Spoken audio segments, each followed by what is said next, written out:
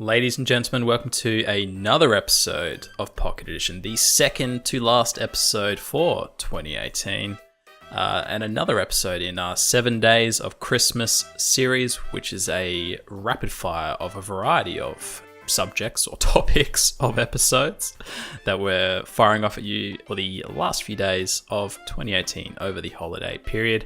And today I'm joined by your second and regular and permanent and fixed co-host. I'm a lot of things. It's an ever-expanding list in terms of your host asterisks. I mean, like, realistically, all it is, I sit in front of a microphone.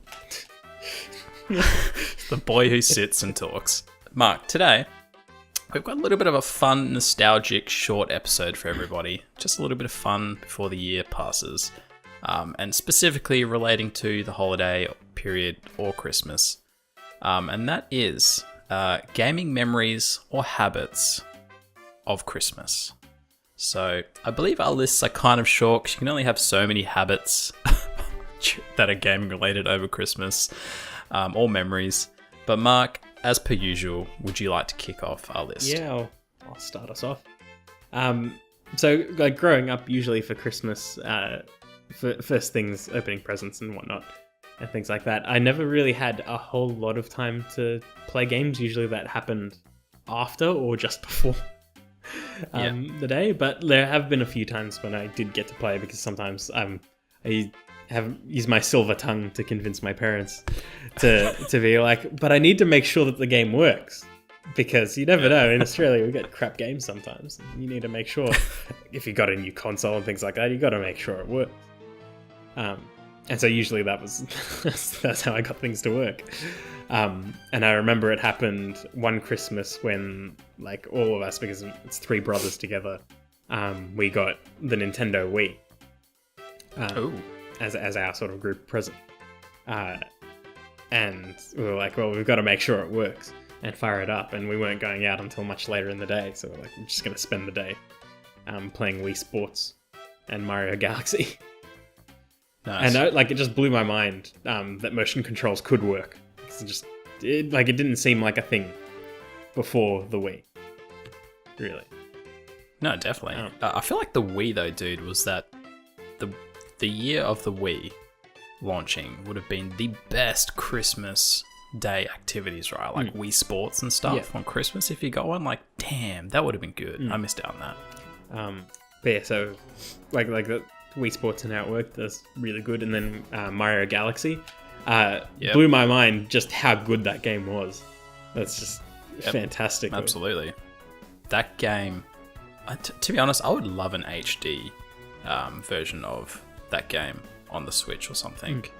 I feel like that game deserves it. It's really good. It does. And it's like, it's weird as well, because like technically Mario Galaxy 2 improved everything and added more, but I still prefer the first one.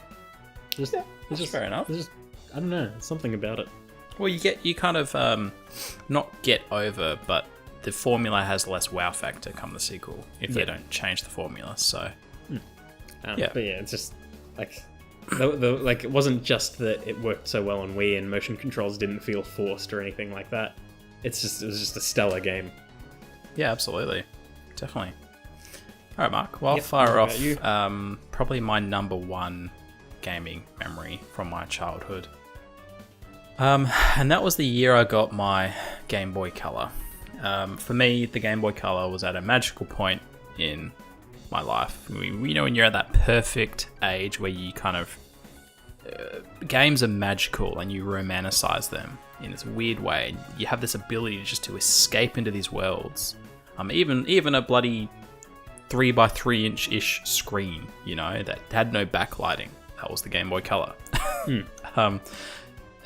I'll never forget it because, like, obviously I got the Game Boy Color as a gift, but I remember getting Pokemon Gold in my stocking. So my brother and I would always do stockings first, and then we'd open up presents under the tree.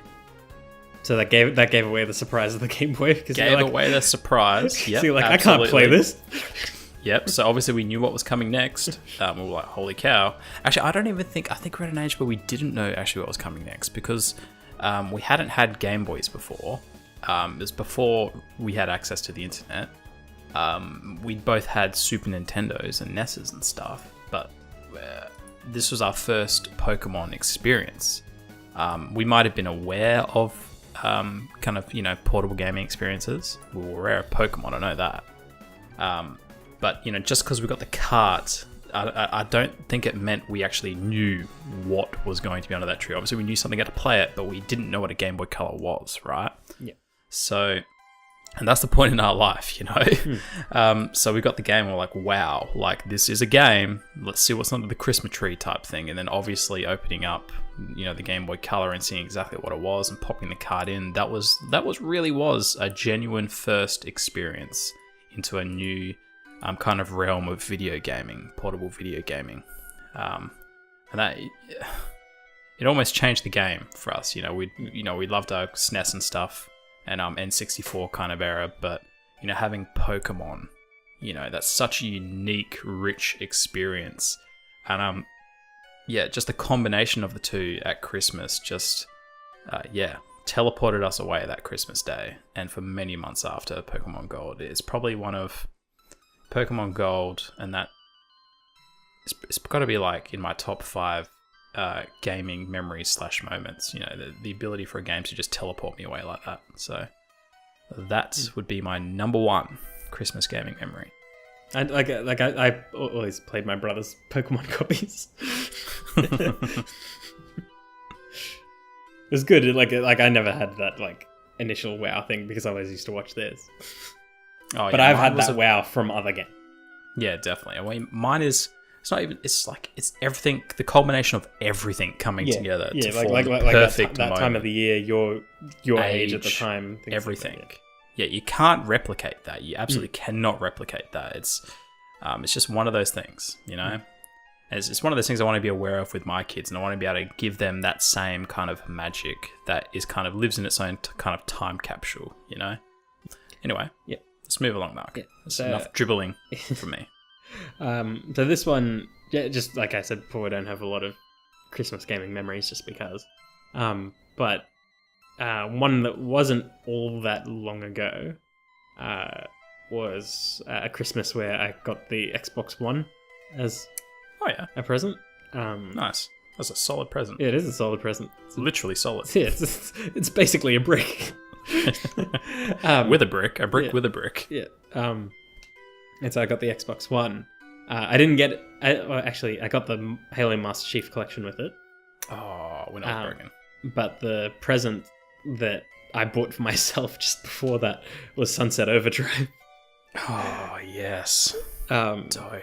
Because I was sort of like, I'm gonna get an Xbox at some point because I want to play Sunset Overdrive. Mm-hmm. So I bought Sunset Overdrive. And I don't think we were going out at all that Christmas day. So it was basically a warrant of, I'm going to play Sunset Overdrive all day. And what a day. Yeah, man. That's one of those perfect opportunities, right? Yeah. Yeah. You don't get many of those anymore. Yeah, and even though I'm as an adult playing it, and I'm an adult now, I had childlike delight playing that game. Yeah. It's one of those flashback, just reliving nostalgic moments, or as best you can anyway. Yeah, it's just so colourful, vibrant, arcadey, and crazy. It just fit with the moment so well. And it's on Steam now. It is. In a previous episode, though, it might have been the one after this one. I can't remember. We recorded all of these out of order. You're giving away the secret side. Giving away the secret. Just a little side note.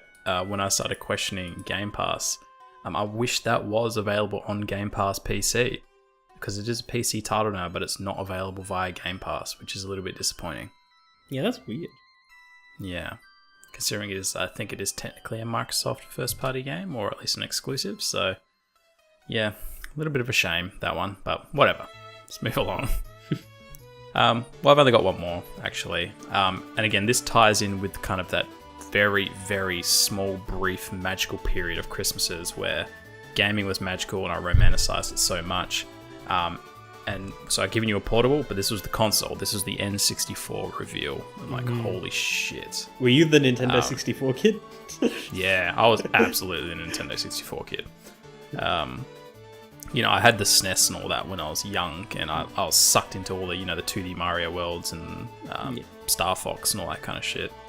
But, N64 was, again, that period of time when I was just old enough to really, I knew of it and I desired it so much, and I'd seen it. I'd seen ads and magazines and bits and pieces. I might have even played it at other people's houses as well, to be honest. I don't think this was close necessarily its release Christmas. But I remember before Christmas actually trying to sell the idea to my mum, because my brother wanted a PlayStation and I wanted a Nintendo 64.